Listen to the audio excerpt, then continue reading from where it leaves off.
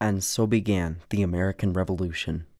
The effects of this famous shot altered the course of history forever.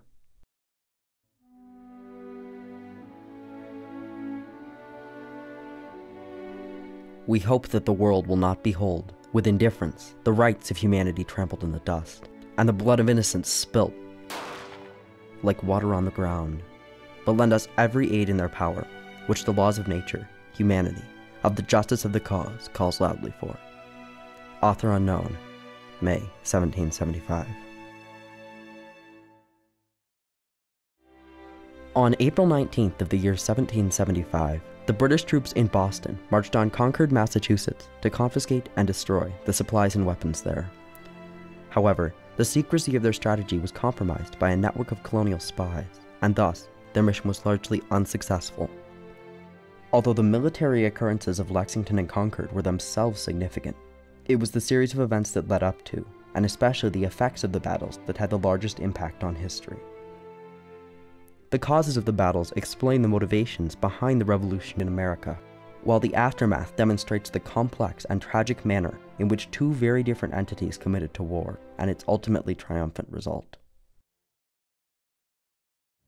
Following the end of the 7 Years' War, the British government faced many issues that raised the subject of taxation in the colonies.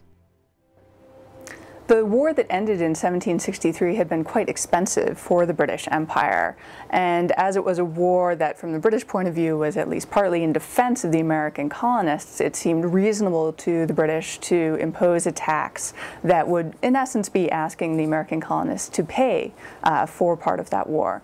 And at that time, British leaders regarded the empire to a certain extent as a family. They saw themselves as the parents of the family and colonists as the children, and again thought it was quite reasonable to expect their colonial children to obey when asked to pay certain taxes.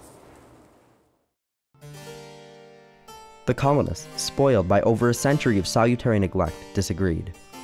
These duties spawned protests, which in turn increased Britain's determination to discipline the colonies. By the time of the Boston Tea Party of 1773, the protests had spiraled out of British control. In an attempt to reassert power over the major centers of rebellion, the British instituted the Coercive Acts of 1774. Among these was a provision that stationed 4,000 troops in Boston under British General Thomas Gage. Gage was desperate to take command of a tense situation already escaping his grasp. In an effort to bring the rebellious colonists back under his control, he secretly investigated dispatching troops into the countryside. To carry out this plan, he requested more men. Instead, London sent orders to arrest Patriot leaders and confiscate arms in surrounding villages. Although he did not yet get his extra troops, Gage certainly saw support for his views. He appointed Lieutenant Colonel Francis Smith to oversee what was to be a peaceful operation at Lexington and Concord. Major John Pitcairn was named second in command. After preparing for their expedition, a column of about 800 British soldiers marched from Boston to Lexington and Concord. Unbeknownst to their commanders, the colonists had been forewarned. In the early hours of the morning on April 19th, John Parker, captain of the Lexington militia, quickly gathered his 75 troops and assembled them on the roadside near the British soldiers marching into town. By most accounts, Major Pitcairn, faced with a confrontation, ordered the colonists to disperse. While the Minutemen were dispersing, somebody fired a shot. We will never know exactly who, nor even which side they supported or what their motivations were. In the long run, however, it matters not who fired the shot, but instead that the shot was fired.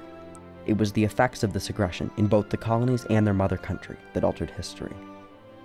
Upon hearing shots fired, the British troops discharged their weapons, killing 8 of the Minutemen. Soon after, the ceasefire was sounded.